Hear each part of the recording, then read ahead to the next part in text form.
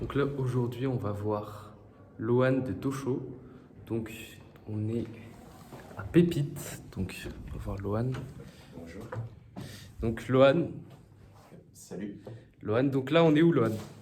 On est au sein du Pépite, du coup, un lieu pour aider les jeunes étudiants entrepreneurs à se développer, à se lancer. Du coup, le Pépite, c'est tout simplement un lieu pour déjà venir travailler, des espèces de coworking, et aussi un lieu d'accompagnement pour aider tout ce qui est étudiants entrepreneurs, du coup, des personnes soit en cours d'études ou diplômées, pour se développer, se lancer et réussir à concrétiser leurs projets qui les tiennent à cœur, qui leur tiennent à cœur. Et toi, ça fait combien de temps que t'es à Pépite? J'y suis depuis cette année, depuis le mois de septembre dernier où je me suis lancé et j'ai rejoint la grande famille du Pépite de Poitiers. Salut, Lohan. Donc, aujourd'hui, on se retrouve donc, pour parler de Tosho. Donc, nous, on s'est rencontrés au Startup Weekend. Ouais, déjà salut, j'espère que ça va. Et ouais, on s'est rencontrés du coup au Startup Weekend du mois de mars à Poitiers, ouais. Donc, toi, qu'est-ce que t'en as un peu appris du Startup Weekend? Comment ça s'est passé, l'expérience en général? Et ben, agréable découverte. J'avoue que au départ, j'avais pas du tout à quoi m'attendre. C'était un peu flou en fait tout cet univers du Startup Weekend. J'en avais déjà entendu parler comme qu'on allait juste pas dormir pendant un week-end et bosser à fond. Mais agréablement surpris, c'était vraiment une super bonne expérience où on a pu challenger un des futurs services qu'on va développer à Tosho. J'ai pu faire des super rencontres du coup comme toi aujourd'hui. Et même l'organisation, vraiment c'était un très bon week-end et j'en garde un bon souvenir. Ouais, bah on était, ce qu'il faut savoir, c'est qu'on a été dans la même équipe. Ouais, On a fini deuxième, donc sur cette équipe à peu près. ouais. Donc on a fait un très bon score et ça se jouait de très proche pour être première place. Mais les premiers, ils avaient un super bon Ouais, projet aussi. Bon, pas trop déçus, ils méritaient, je pense, aussi leur ouais. place, mais c'est très bien d'avoir pu finir deuxième et que le jury a aussi pu voir le côté cool du projet du coup qu'on a pitché devant eux. Ouais, du coup, ça c'est parfait bah, pour la transition. Donc voilà, je vais te demander un peu de présenter Tosho, donc l'équipe, l'idée, comment tu l'as eu, ça fait combien de temps? Ok, ben Tosho. Déjà, je vais peut-être juste expliquer le Ouais, nom parce le qu'on me l'a nom souvent, déjà. on me l'a souvent demandé. Tosho, ça veut dire librairie, excusez-moi, bibliothèque en japonais avec le mot Toshokan et qu'on a un peu combiné avec le verbe tusho, montré en anglais, pour avoir en gros ce mot Tosho qui un peu résume ce qu'on fait. Aujourd'hui, c'est de pouvoir montrer sa bibliothèque, du coup plutôt axée sur le monde du manga, de la BD, du comics. Du coup, Tosho, c'est une plateforme, une application mobile sur laquelle, du coup, toute personne peut gérer sa collection, du coup, de mangas, comics et bandes dessinées, pouvoir savoir ce qu'il possède, ce qu'il a lu pour gérer un peu ses prochaines lectures, ses prochains achats, excusez-moi. Pouvoir aussi connaître les dates de sortie des futurs tomes qui vont arriver, avoir même un planning un peu général en fait de toutes les grosses sorties du mois, etc.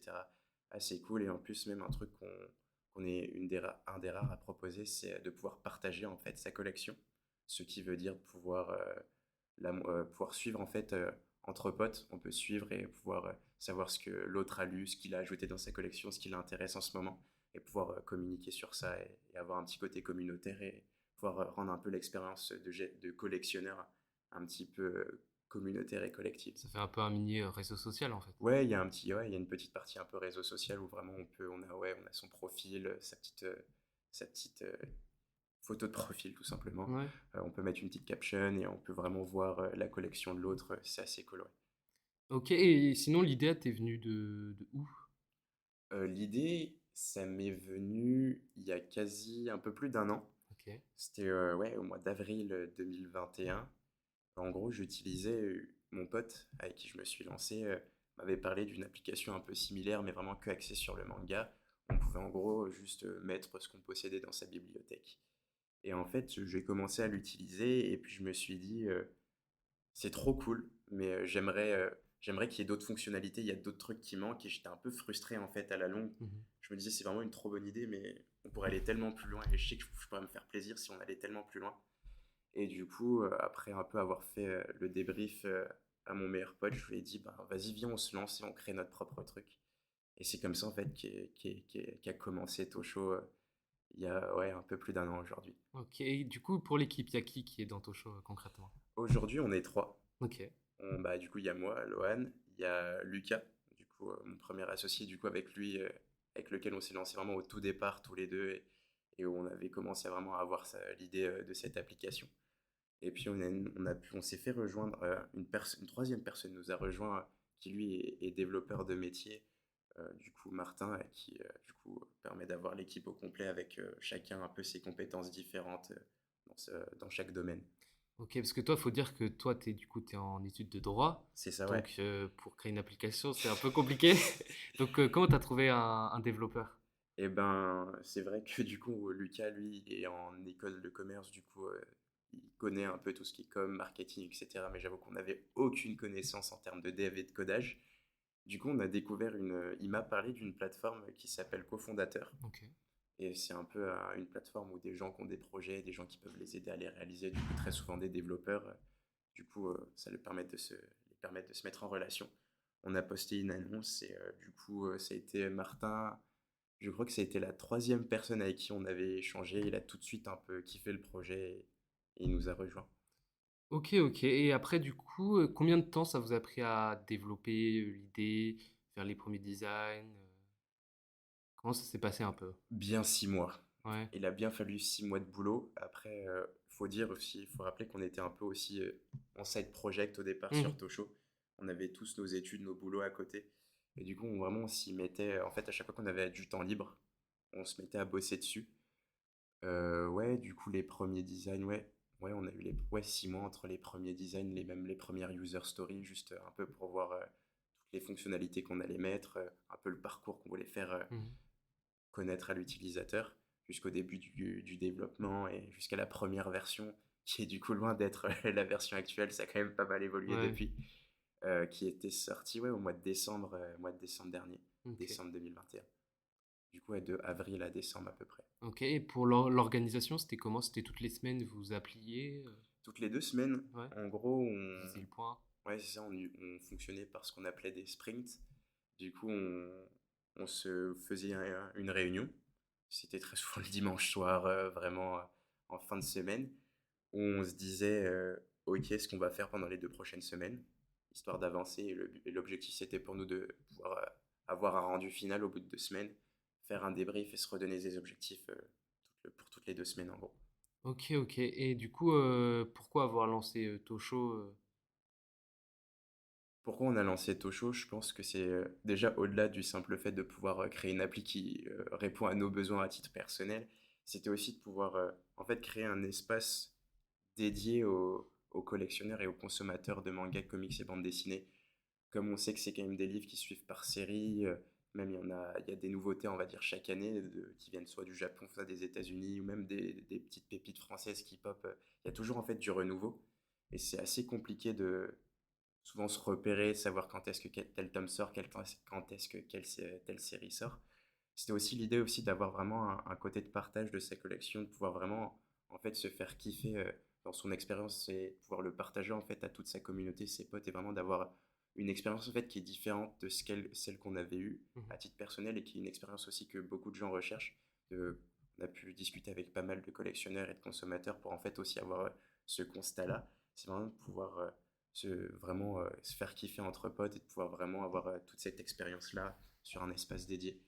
Aussi, il y a un petit côté promo, genre on kiffe le 9e art, on kiffe le manga, on kiffe la BD, on kiffe le comics, et de pouvoir vraiment aussi le mettre en avant avec une application dédiée où on pourrait un peu, on aime bien se sentir comme un écosystème entre guillemets, où ça serait avec les futurs services qui vont sortir, on pourra en reparler, mais vraiment d'être l'endroit de référence entre guillemets pour les collectionneurs où ils pourront vraiment avoir en fait répondre à tous leurs besoins en fait de collectionneurs, que ce soit de la gestion de collection au partage, à l'achat, à la lecture ou autre.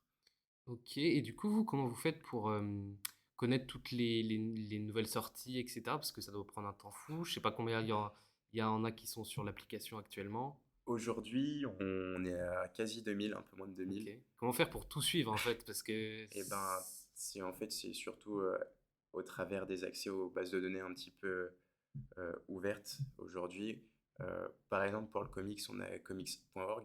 Du coup, c'est un site américain, mais en fait, qui est une base de données mondiale de comics. ok. On arrive en fait à connaître les futures sorties sur du Google Book en fait en suivant les séries et voir quand est-ce que ça sort. Il faut savoir aussi que dans le milieu du livre, les ISBN, en fait, ils sortent en amont. C'est quoi ISBN pour En ceux gros, qui... pour expliquer, c'est le code barre en fait du Ok, livre et qui en fait te renseigne plein d'informations. On a du coup l'éditeur, si c'est un livre français, le numéro de la série entre guillemets. Et en fait, en fait en croisant en fait toutes les informations qu'on peut, du coup les informations même qu'on peut rentrer aussi à la mano, à la main, future sortie d'un éditeur, si on le trouve dans aucune base un peu libre de droit, du coup on le rentre à la main.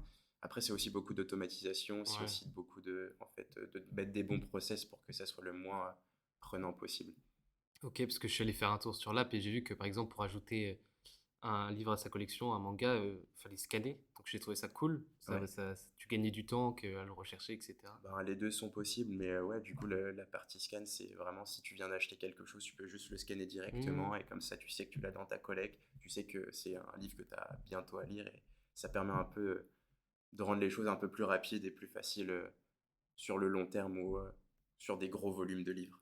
Ok, aussi je voulais que tu m'expliques un peu la fonctionnalité un peu Tinder enfin, pour découvrir des nouveaux mangas.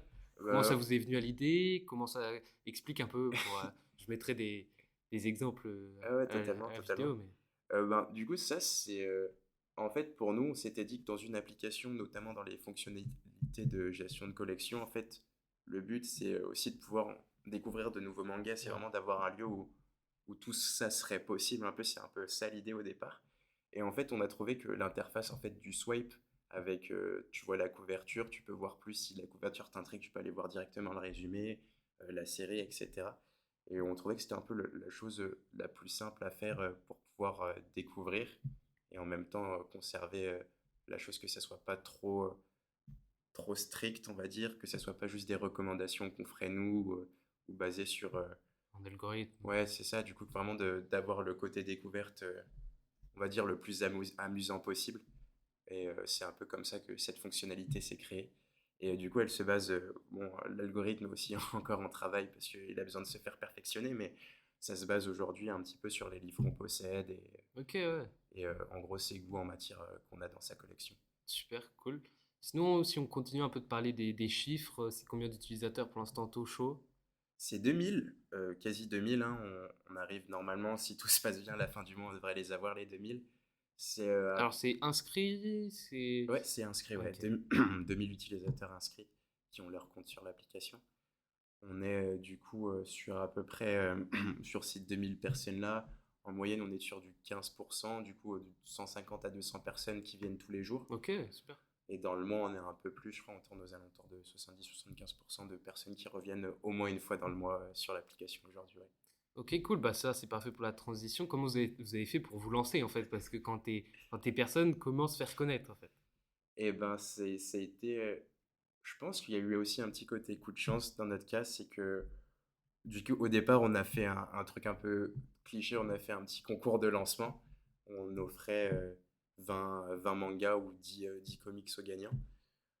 Du coup, là, on avait réussi à se faire une petite commu de 150 personnes, du coup, avec beaucoup de connaissances personnelles à l'équipe en Mhm. interne. Du coup, c'était vraiment un socle un peu qui bougeait pas, il n'y avait pas vraiment d'augmentation. C'était, on devait se faire un compte tous les 2 3 jours, quoi. Ok. C'était vraiment pas grand-chose. Et du coup, nous, notre idée, ça a été vraiment en fait, d'aller directement voir les consommateurs et les collectionneurs sur les réseaux. C'était du coup de voir des comptes à quoi, 1000, 2000 abonnés qui parlaient un peu de manga, leur envoyer un petit DM et leur dire salut, on vient de créer quelque chose, est-ce que tu pourrais aller juste tester? En soi, c'était même pas l'objectif premier, oui, c'était qu'ils en parlent, mais c'était même pas que De ça toute se... façon, c'est gratuit, Tu vois, ça c'est vous ça, engage c'était rien. l'idée, c'est ben, tester, et puis même pour nous aussi, c'était d'avoir des feedbacks, pour aussi d'optimiser et corriger certains soucis peut-être qu'on n'avait pas vus, vu que quand on a le nez dans le guidon, il y a plein de trucs qui nous passent sous les yeux. Et en fait, un jour, on avait fait ça, je crois, pendant bien une semaine, 2 semaines, même plus, je crois, 2 semaines, un mois, quoi. Et un jour, on a un libraire Ok. qui a un petit compte Insta de quoi 8000 abonnés, quoi, quand même, Ouais. un, Commence à faire. un micro-influenceur ou même un influenceur Hmm. lambda, et qui en fait reçoit le message et juste nous like, en plus il nous avait même pas répondu au départ, et partage en story en fait un screen de sa collection et de son profil où il dit ben, je viens de découvrir ça, c'est trop cool, les gars, allez tester. Et Cool. on a eu un gros effet boule de neige où, vu que c'était en fait des gens qui suivaient tous un peu entre eux, en fait, c'était tous des fans de manga. Du coup, on est rentré un peu par la porte d'entrée du manga sur Tosho, où c'était plein de gens qui se suivaient entre eux. En fait, ça faisait vraiment une grosse communauté Instagram un peu cachée Ok. qui se connaissaient entre eux et qui parlaient de manga, quoi. Et en fait, par effet boule de neige, ben, du coup, ben, il a proposé ça, du coup, les gens sont allés tester, et puis d'autres, ils ont continué à reposter, en fait. Et pendant une semaine, on a eu quoi, 1000 comptes créés en une semaine, quoi, d'un coup, avec un moment de 200 comptes dans la journée. Ah oui. Même à l'époque, vu qu'on n'avait pas optimisé nos serveurs, les serveurs Ah, ont saturé, non. il y avait du gros lag sur l'application. Et c'est un peu comme ça, et depuis, on est un peu rentré dans cette communauté-là, et on a fait c'est en soi, c'est la technique qu'on a utilisée, c'est de juste aller voir les personnes qui pourraient être intéressées et leur demander de tester l'application. Ok, tu m'avais parlé aussi d'un événement que tu avais fait où vous aviez un petit stand. Comment ça s'était passé ça exactement? Oui, du coup aussi, on a été au festival d'Angoulême. Vu qu'on est à Poitiers, on n'était pas loin, à 1 heure à peu près en train, en voiture, je sais plus trop, Ouais, oui, à quelque peu chose comme près. ça. Et du coup, nous, ce qu'on a fait, non, on n'avait pas de stand à l'intérieur, c'est qu'on s'était mis dehors. Ok. En gros, pour savoir, le festival d'Angoulême, il était juste à côté de la gare, et il fallait passer par une espèce de petite passerelle en fait pour aller du côté en fait dédié au manga dans le festival. Et du coup, bah, on s'était mis sur la passerelle et on était avec nos meilleurs t-shirts Tosho. Et on a donné des marque-pages. Ben, hop, j'en ai des exemplaires là si tu veux. Vas-y, nickel. On a donné des marque-pages aux gens avec un QR code sur lequel ils pouvaient flasher et du coup aller directement télécharger l'application. C'était à peu près la même technique qu'on avait fait sur les réseaux, mais du coup en vrai. Ok. Du coup, c'est vraiment d'aller voir les gens et leur dire salut, on a créé quelque chose qui pourrait potentiellement te plaire si tu es présent ici aujourd'hui. Du coup, voilà, ça a aussi pas mal marché, je Ça a crois. marché, ouais, en On- termes de stats. Ouais, on a dû avoir une centaine de comptes. Ouais, c'est Ouais, cool. on a été présent que le samedi, du coup, ça fait un bon ratio pour une journée de festival. Ok, cool. Ok, ok. Du coup, Tochon, si on parle un peu de la charte graphique, pourquoi donc le violet? Pourquoi ce logo? Euh, c'est très bizarre parce que je sais que du coup, ça a été Lucas qui s'en est occupé parce que c'est un passionné de design et de dessin depuis toujours. Et je crois que le violet, en fait, c'était un peu la couleur qui trouvait pas mal, en fait, sur beaucoup d'autres sites ou de trucs un peu start-up, un peu jeunes, un Ok. peu... Et en fait, c'est un peu ça l'idée, je crois, derrière la couleur qu'il a trouvé. C'est un truc qu'il voyait pas mal, qu'il trouvait assez beau.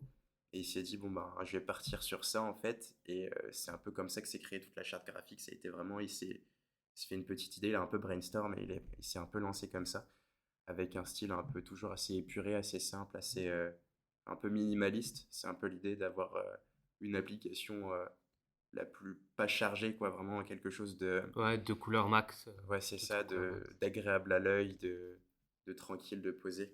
Le logo, même au départ, je me souviens, l'histoire derrière ce logo, c'était qu'on était parti sur quelque chose de totalement, oui, c'était un T, mais Ok. du coup un peu fragmenté avec des carrés, des rectangles et des losanges un peu au sein du truc. Et en fait, on s'est rendu compte que ça ressemblait beaucoup à un logo déjà existant de Ah, TV Showtime. ok. C'était un peu Oui. un T juste d'une autre couleur, un autre fond, et on s'est dit, bon, on va pas se lancer dans un truc où ça se ressemblerait. Et il était un peu déçu, tu vois, parce que vraiment, il s'y était mis à fond dessus. Et il nous a un peu après montré, en fait, des trucs qu'il avait laissés, en fait, en brouillon, sur qui s'est dit que ça marcherait pas trop. Et on a surkiffé, en fait, le Tosho un peu comme ça, soit blanc sur fond violet ou violet sur fond blanc, avec le petit check à l'intérieur du rond. Et c'est un peu comme ça que le logo s'est créé. C'était vraiment un peu un concours de circonstances. C'était vraiment un truc sur lequel il voulait pas partir au départ, mais sur lequel, en fait, en fin de compte, on s'est lancé parce que c'était le truc le plus simple, le plus minimaliste et même le plus agréable à voir. Je trouvais que c'était aussi représentatif un peu du truc d'avoir le logo Tosho sur un petit fond comme ça rendait bien. Ok. Parce qu'il faut savoir que TV, est-ce que TV Time, Showtime, est-ce que ça vous a un peu inspiré? Est-ce que ça vous a aidé? Parce que Euh, c'est un peu l'équivalent, mais pour les séries. c'est ça, ouais. Ben, du coup, il y a un peu d'inspiration, je pense, derrière, surtout qu'on a été utilisateur de TV Showtime.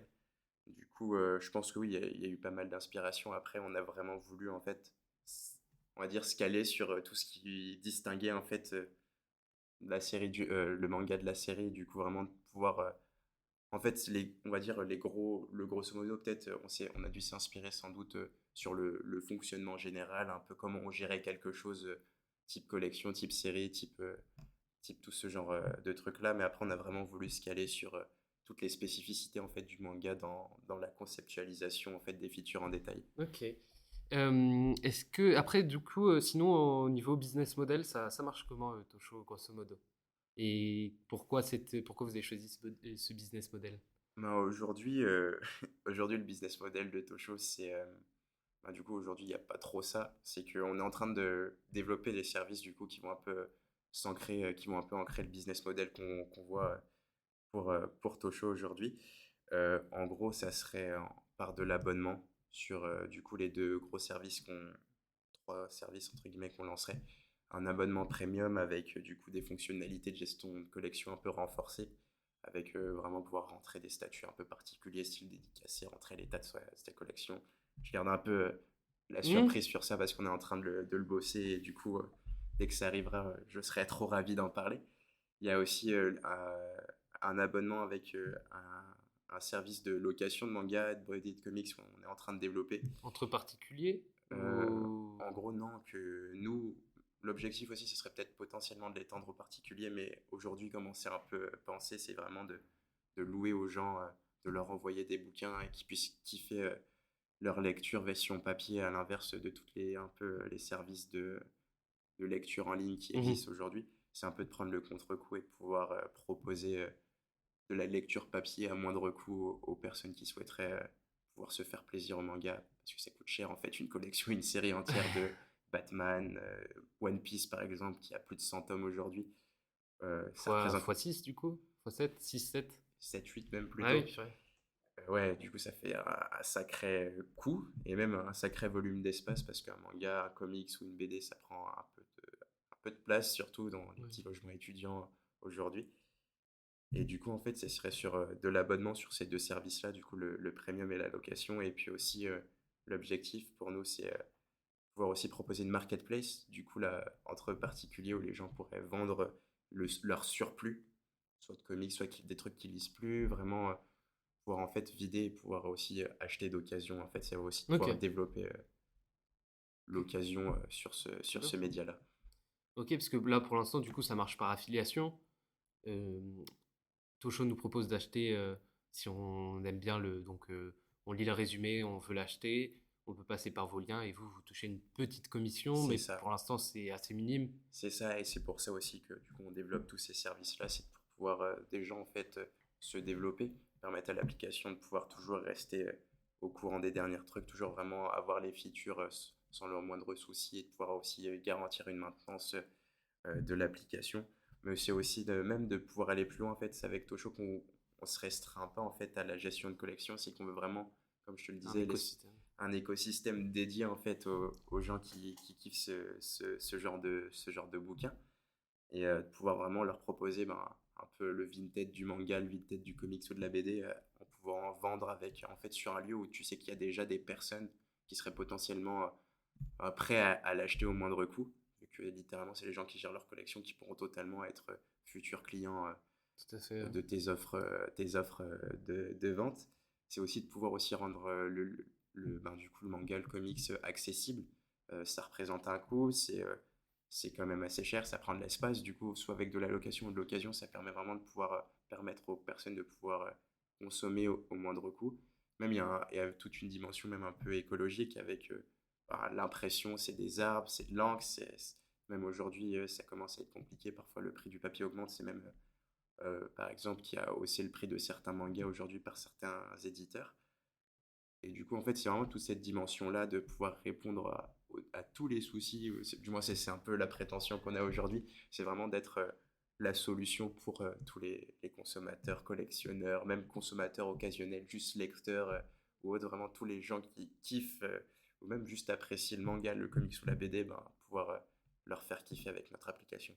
Ok, et qu'est-ce qu'on peut te souhaiter pour le futur? Est-ce que vous avez des objectifs pour le futur en termes d'utilisateurs, je sais pas, de chiffre d'affaires, de... Futur, tu veux dire 3 ans, 5 ans, long terme. Ouais, 3 5 ans. Bah, pour nous, notre objectif déjà, le plus court à court terme, c'est de pouvoir sortir les services futurs là, qui vont arriver. Du coup, le premium, la marketplace, la location, pour vraiment sortir tous les services pour que Tosho soit vraiment complet. Parce qu'aujourd'hui, il y a vraiment, c'est juste une petite partie de Tosho qu'on voit, alors que vraiment on l'imagine vraiment plus grand que ça. Ça serait aussi de pouvoir, peut-être à long terme, je sais pas, avoir genre 100 000, 200 000 utilisateurs, ça serait aussi fou. En termes de chiffre d'affaires, je pense pas on en a, je pense, en interne, mais aujourd'hui, c'est vraiment peut-être le développement en fait de l'application, des services, et que nous, en termes de chiffres, que ça nous permette juste de nous rémunérer et de faire vivre l'application, ça serait notre objectif, je pense, aujourd'hui. On n'a pas des prétentions à gagner des millions, Mmh. surtout alors qu'on est, je crois, ça fait quoi, 6 mois qu'on existe, ça fait 1 an qu'on s'est lancé, on garde un peu les pieds sur terre. Objectif aussi, un truc qui serait assez fou pour nous aussi, ce serait peut-être aussi de s'exporter au-delà de la francophonie, parce qu'aujourd'hui on est très présent en France, on a un peu d'utilisateurs en Belgique, mais c'est qu'on sait qu'il y a pas mal de consommateurs aussi anglophones, du coup aux États-Unis, au Canada, même dans le Canada francophone, on sait qu'on a même, je crois, un utilisateur qui est là-bas aujourd'hui. Ce serait vraiment de pouvoir se développer du coup en termes du coup d'infos sur les livres, mais aussi en termes de présence, ce côté-là. Je sais pas. Ce serait. Ouais, même le truc aussi assez fou, ce serait peut-être qu'une équipe complète puisse bosser sur Tosho à plein temps, devenir un peu une référence sur le vintage du manga ou sur la location de manga, de comics et de BD. Ouais, ça serait un peu ça, les objectifs. Je te balance plein de trucs, Mmh, mais ouais, c'est ce qui me vient un peu en tête quand tu me poses cette question. OK. Et vous, là, actuellement, comment vous faites pour vous développer? Donc, ça passe par les réseaux sociaux, avec la pub, comment vous faites? Ben, aujourd'hui, le développement, c'est vraiment que développement en termes de croissance Mmh. utilisateur, c'est vraiment que sur les réseaux, c'est du coup la création de contenu. C'est ouais, du coup, c'est ça, c'est envoyer des petits messages aux gens, voir si ça leur plairait, c'est pouvoir aussi faire des articles, un peu parler de l'actu pour que les gens en fait puissent aussi voir ce qu'on propose à Tosho au-delà du simple fait d'avoir juste un compte Insta. Mmh. C'est ouais, c'est surtout ça, grosso modo, un peu de parler des trucs un peu à la mode, faire des TikTok. Aujourd'hui, c'est ce qu'on est en train de lancer Ouais. le compte TikTok de Tosho. C'est vraiment ça en termes de croissance utilisateur. Après, en croissance de la boîte, ben, avant, on était accompagné du coup par le Pépite de Poitiers. Aujourd'hui, ouais, on rentre à la Technopole du Grand Poitiers, du coup, c'est cool. Ça nous permettra aussi de nous développer en termes de business, en termes ouais, de croissance au-delà du simple côté utilisateur. Ouais, c'est à peu près ça nos pistes de développement aujourd'hui. OK, et ça, pour toi, ça t'a vraiment aidé le fait d'être, suivi, quand tu es étudiant, d'être suivi, par exemple ici, par Pépite? Euh, je- Parce que c'est dans toute la France, je crois, Pépite? Ouais, ouais, il y en a Qu'est-ce que partout tu en pourrais, France. voilà, Bah, moi, de mon expérience personnelle, ouais, je pense que ça m'a quand même pas mal aidé. Que ça soit par le côté, le statut étudiant-entrepreneur, ben, ça te permet, en fait, quand tu as des rendez-vous très importants, certains trucs particuliers, tu as, en fait une justification d'absence si t'es pas là présent à cours. En fait, ça te permet aussi de pouvoir vraiment gérer et de prendre au sérieux, en fait, ton business sans pour autant que l'un prenne sur l'autre, tu vois. OK. C'est vraiment de créer une certaine balance. C'est aussi, ben moi, si tu fais le D2E, c'est le diplôme étudiant-entrepreneur, en gros. C'est un DU en plus, mais du coup, tu as certains cours, bah, du coup, pour te former, du style, c'est de la comptabilité, Mmh. des cours de com, c'est ouais, des trucs comme ça, vraiment pour te donner des clés, en fait, pour te développer. Et ben, tu es suivi par un coach. Et du coup, moi, ma coach, ben, ça m'a permis, en fait, de pouvoir aussi te confronter à certains problèmes que tu vois pas. Ça te permet d'avoir une autre vision. Et ça m'a vraiment beaucoup servi en termes de développement, même de structuration du OK. business model, de comment le penser, de prévision de tout ça. Il y avait aussi tout le côté opportunité, en fait. Et je pense que c'est vraiment le truc le plus fou, je pense, dans mon expérience. C'est vraiment que le Pépite de Poitiers m'ont donné pas mal d'opportunités, que ça soit de pouvoir passer à la radio pour présenter Tosho, que ça soit ben, en fait, de me pousser à aller au Startup Weekend et du coup de pouvoir finir deuxième et faire plein de rencontres et en fait se créer tout un réseau. Et en fait, c'est vraiment ce côté-là aussi d'accompagnement que je donne à crédit au Pépite, c'est vraiment aussi t'ouvrir des portes et te donner des opportunités que tu n'aurais pas eu en restant tout seul chez toi, quoi. Parce qu'il y a aussi l'espace coworking aussi. Oui, c'est vrai que je l'utilise Ouais. pas. C'est vrai que je l'utilise pas beaucoup, je devrais, je pense un peu plus Parce qu'il maintenant. y a des PC, il y a un espace détente, Le réseau tableau, Wi-Fi, tableau, même juste il y a voir tout des en fait. gens et pouvoir même parler en fait de chacun de ces projets. Et oui, il y a grave un gros truc par rapport à ça et une grosse plus-value.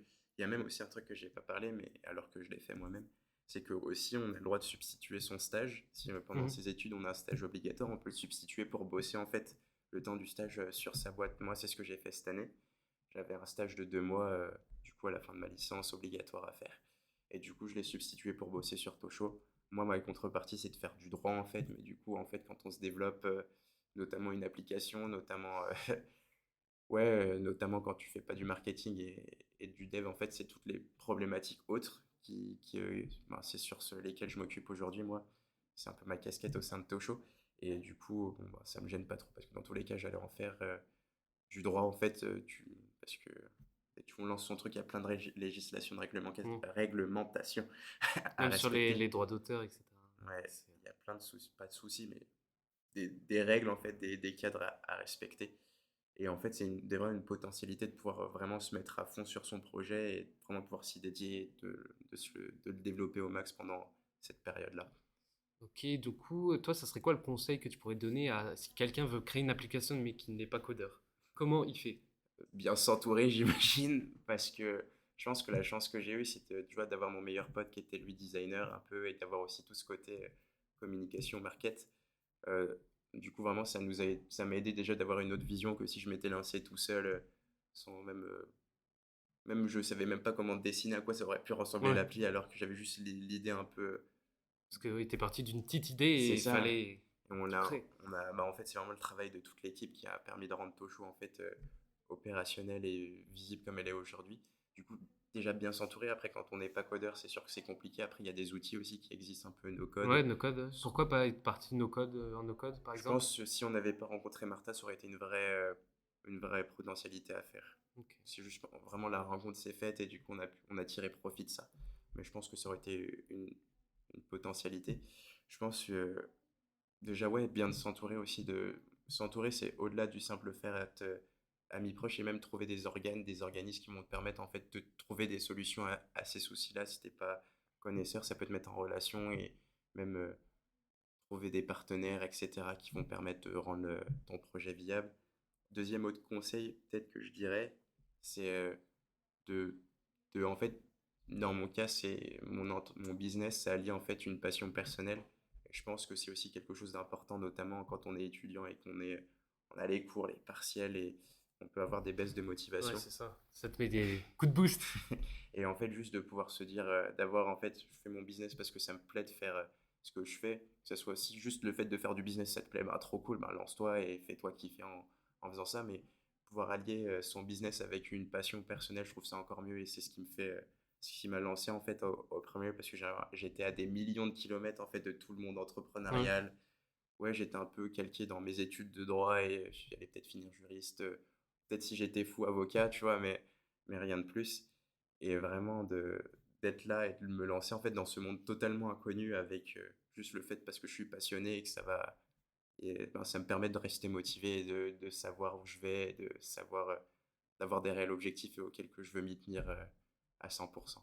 Ok. Et sinon, c'est quoi la meilleure leçon que tu as tirée de cette aventure, Tosho, qui continue? La meilleure leçon, ben, d'une part, être patient, parce que les choses vont jamais aussi vite qu'on le voudrait. Et je pense que ça nous apprend aussi, parce qu'il y a souvent plein de soucis qui arrivent, des trucs que tu n'as pas pensé. Et je pense que ça m'a appris beaucoup la patience en premier lieu. Aussi je sais pas, je réfléchis en même temps.